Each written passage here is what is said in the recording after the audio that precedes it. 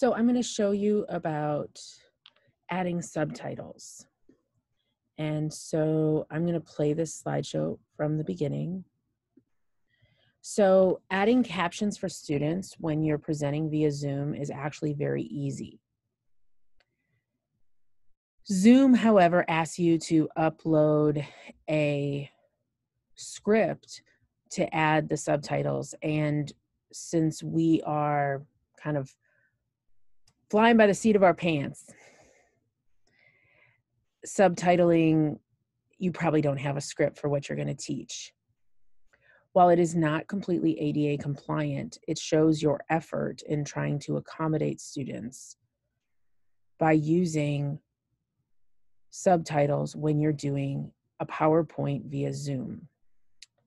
So what you do within PowerPoint is when you go to play your PowerPoint, you're going to click on where it says slideshow.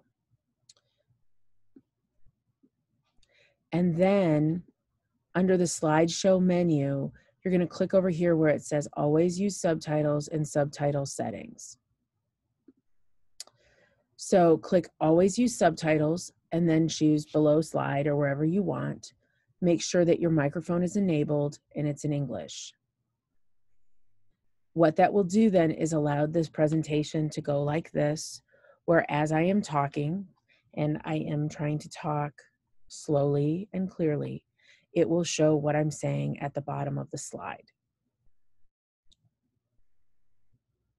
As you're recording your Zoom session, it will keep those words available to you on screen when someone watches the video. As you can see, it is not perfect, but it is far better for a student where English may be their second language, or they may need subtitles for something like dyslexia or another kind of processing disorder. Now you may say, I don't use PowerPoint, instead I use Google Slides. So now I'm going to switch over to Google Slides and show you that as well. And there'll be a short period where there won't be captioning.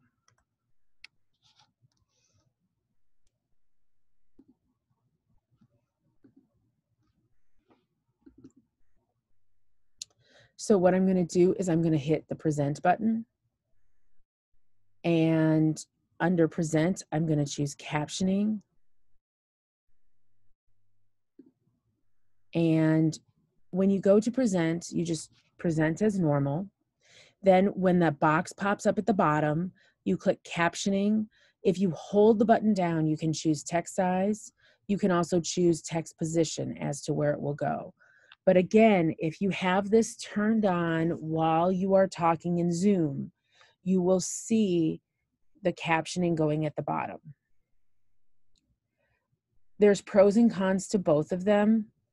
I think the Google captioning is slightly more accurate.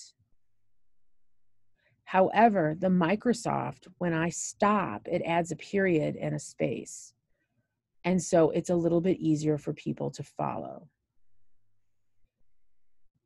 Either way, this is a good option for students that require captioning because English is their second language or they need help processing spoken word. This doesn't really change what you're doing. When I use Zoom, I also sometimes will just turn on a single slide in either Google Slides or in Microsoft PowerPoint. And then as I am talking, I allow it to caption underneath. So you could also just make a simple slide that says, I'm talking, here's my caption, to help students who need it. Doesn't really change what you're doing at all. If you're showing a PowerPoint anyway, just make sure to turn on captioning.